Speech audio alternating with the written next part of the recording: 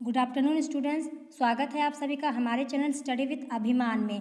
तो आज मैं आपके लिए यूपी बोर्ड एग्ज़ाम 2021 के लिए क्लास 10th के लिए हिंदी की क्लास लेकर आई हूं। तो अगर अभी तक आपने हमारे चैनल स्टडी विद अभिमान को सब्सक्राइब नहीं किया है तो चैनल को सब्सक्राइब कर लीजिए और बेल आइकन पर क्लिक कर लीजिए ताकि जो भी वीडियो हम अपलोड करें उसका नोटिफिकेशन आप सभी को मिल सके।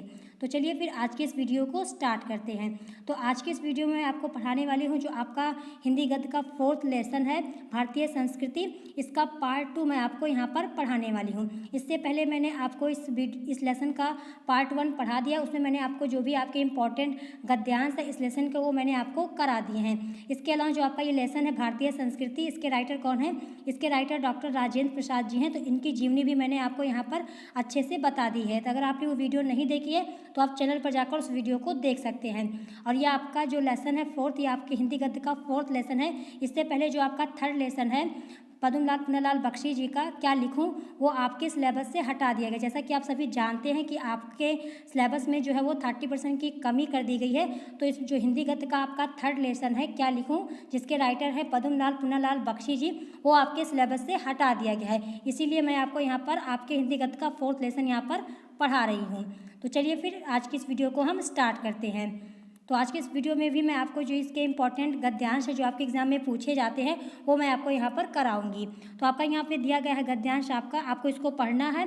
पढ़ने के बाद जो भी इंपॉर्टेंट क्वेश्चन आपका इसमें पूछा गया उसके आंसर आपको यहाँ पर करने हैं।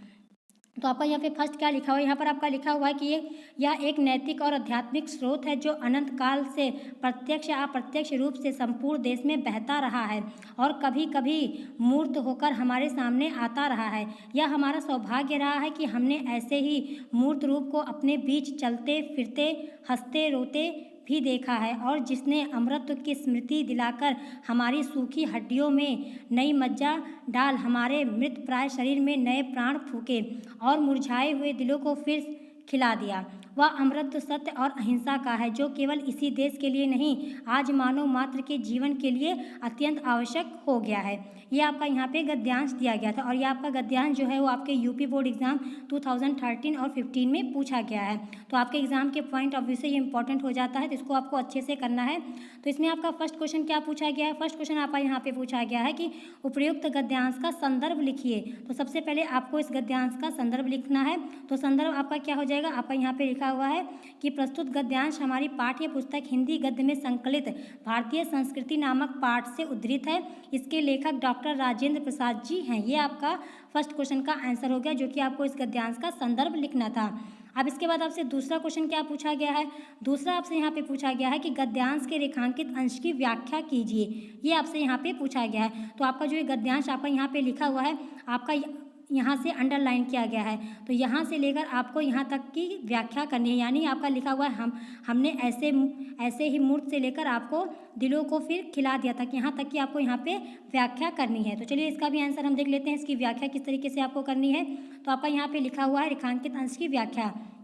क्या लिखा हुआ है कि प्रस्तुत पंक्ति में लेखक कहता है कि हमारे देश में प्राचीन काल से ही नैतिक और आध्यात्मिक स्रोत प्रवाहित होता आया है। यहाँ पर लेखक क्या बता रहे हैं कि हमारे देश में, यानी जो हमारा देश है उसमें प्राचीन काल से यानी बहुत पहले से ही नैतिक और आध्यात्मिक स्रोत प्रभावित होता आया है। उस प्रवाह को हमने अपने बीच साकार रूप में चलते फिरते हंसते रोते भी देखा है। उस प्रवाह में हमें अमृत की याद दिलाकर हमारे मृत पाय शरीर में नई ऊर्जा का संचार भी किया है। उदाहरणार्थ महात्मा गांधी जैसे महान विभूति ने भारत को उसकी अमरता का फिर से स्मरण कराया है। ये आपके यहाँ पर लेखक बता रहे हैं आपकी जो प्राचीन समय में जो सारी घटनाएं हुई हैं, जो हमारा भारत इतने प्राचीन समय से जिस तरह से चलता आ रहा है, हमारे भारत में कई जो है वो महान व्यक्तित्व भी आए हैं। तो यहाँ पर आपको उदाहरण के तौर पर महात्मा गांधी जी का नाम यहाँ पर बताया गया है। लेखक ने किसका नाम बताया है? महात्मा गांधी जी का नाम यहाँ पर उन्होंने बताया हुआ है कि महात्मा गांधी जैसे महान विभूति ने भारत को उसकी अमरता का फिर से स्मरण कराया। परिणाम स्वरूप निर्जीवता की सीमा तथा शिथिल पड़े भारत में एक बार फिर से नव प्राणों का संचार हो उठा। ऐसा लगने लगा कि हमारे देश की सूखी हड्डियों में नवीन मज्जा भर गई है। निराशा से मुरझाए हुए हमारे मन में आशा का संचार हो गया है। तो ये आपका हो गया सेकंड क्वेश्चन का आंसर, जो कि आपसे यहाँ पे पूछा गया था कि रेखांकित अंश की व्याख्या कीजिए। अब आपसे यहाँ पे थर्ड क्वेश्चन क्या पूछा गया है? थर्ड क्वेश्चन आपका यहाँ पे पूछा गया है कि लेखक ने गद्यांश में क्या संदेश देना चाहा है। ये आपसे यहाँ पे थर्ड क्वेश्चन पूछा गया है। तो चलिए इसका आंसर भी देख लेते हैं। इसका आंसर क्या हो जाएगा? आपका इसका आंसर यहाँ पे हो जाएगा कि लेखक का प्रमुख संदेश यह है कि अमृत आध्यात्मिक चेतना है, सत्य और अहिंसा में पूर्ण आस्था है, एकत्व की भावना ही जो हमारे अस्तित्व को कायम रखे हुए है, सत्य और अहिंसा प्राणी मात्र के लिए अत्यंत अत्यावश्यक है। ये आपका इसका आंसर हो जाएगा, जो कि आपसे यहाँ पे थर्ड क्वेश्चन पूछा गया था कि लेखक ने गद्यांश में क्या संदेश देना चाहा है। तो लेखक ने यही संदेश जो है इस गद्यांश के जरिए देना चाहा है। अब चलिए अगला देख लेते हैं। अगला गद्यांश आपका क्या दिया गया है? अगला गद्यांश आपका यहाँ पे लिखा हुआ है कि व्यक्ति अपनी उन्नति और विकास चाहता है, और यदि एक ही उन्नति और विकास दूसरे की उन्नति और विकास में बाधक हो तो संघर्ष उत्पन्न होता है, और यह संघर्ष तभी दूर हो सकता है जब सबके विकास के पथ अहिंसा के हों। हमारी सारी संस्कृति का मूलाधार इसी अहिंसा तत्व पर स्थापित रहा है। जहाँ जहाँ हमारे नैतिक सिद्धांतों का वर्णन आया है, अहिंसा को ही उसमें मुख्य स्थान दिया गया है। अहिंसा का दूसरा नाम या दूसरा रूप त्याग है, और हिंसा का दूसरा रूप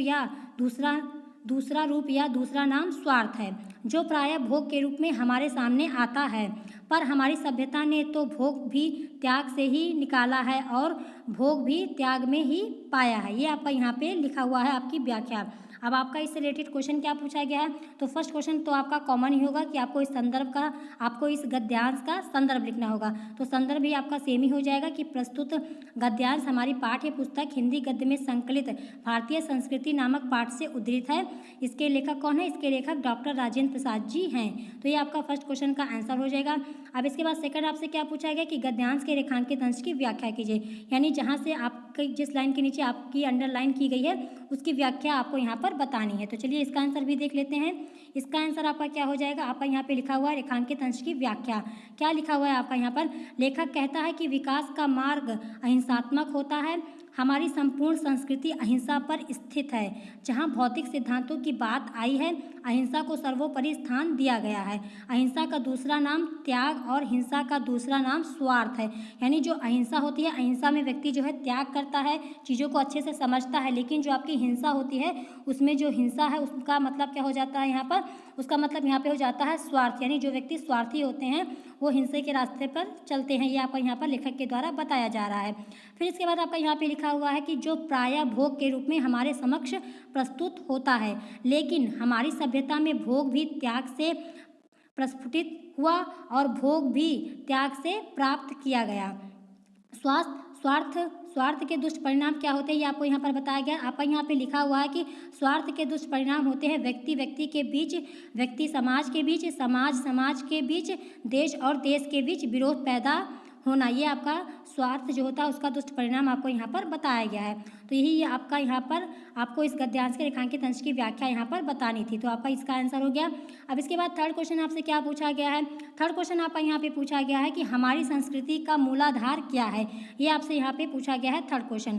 तो आपका इसका आंसर क्या हो जाएगा? इसका आपका यहाँ पे आंसर हो जाएगा कि हमारी संस्कृति का मूलाधार अहिंसा है, जिसका दूसरा नाम त्याग है। ये आपका इसका आंसर हो जाएगा, जो कि आपसे यहाँ पे थर्ड क्वेश्चन पूछा गया था कि हमारी संस्कृति का मूलाधार क्या है। अब चलिए इसके बाद देख लेते हैं आपका कौन सी व्याख्या दी गई है।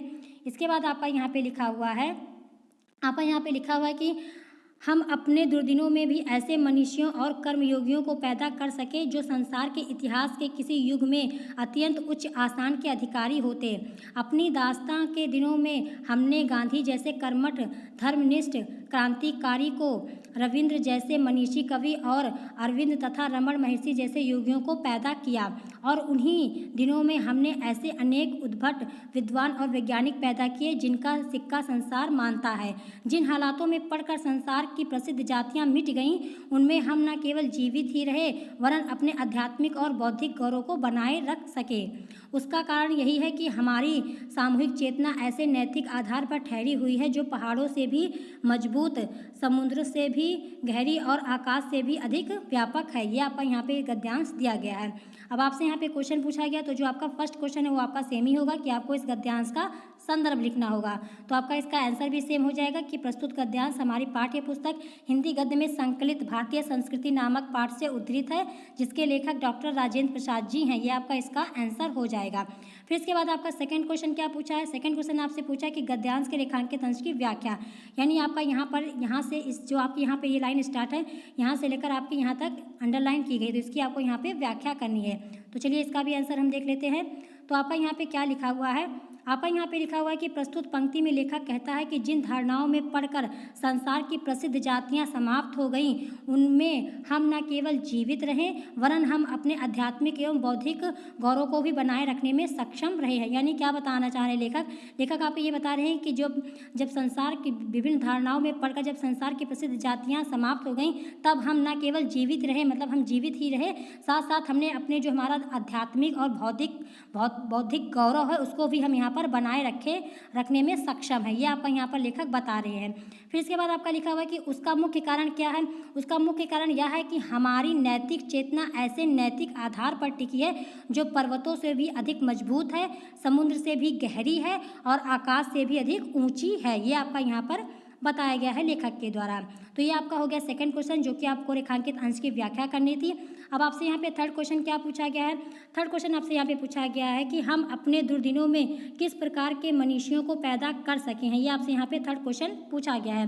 तो आपका इसका आंसर क्या हो जाएगा? आपका इसका यहाँ पे आंसर हो जाएगा कि हम अपने दुर्दिनों में इस प्रकार के मनुष्यों को पैदा कर सके हैं जिनका विश्व में इतिहास में अपना महत्वपूर्ण स्थान है।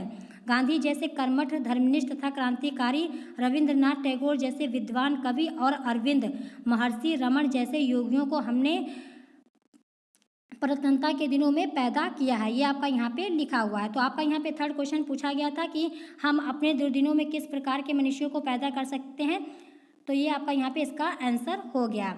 तो आज की इस वीडियो में मैंने आपको यहाँ पर आपके इस लेसन के जो भी इंपॉर्टेंट गद्यांश थे वो करा दिए हैं। इसके आगे भी अभी कई सारे इंपॉर्टेंट गद्यांश बचे हुए हैं, तो वो मैं आपको नेक्स्ट वीडियो में कराऊंगी।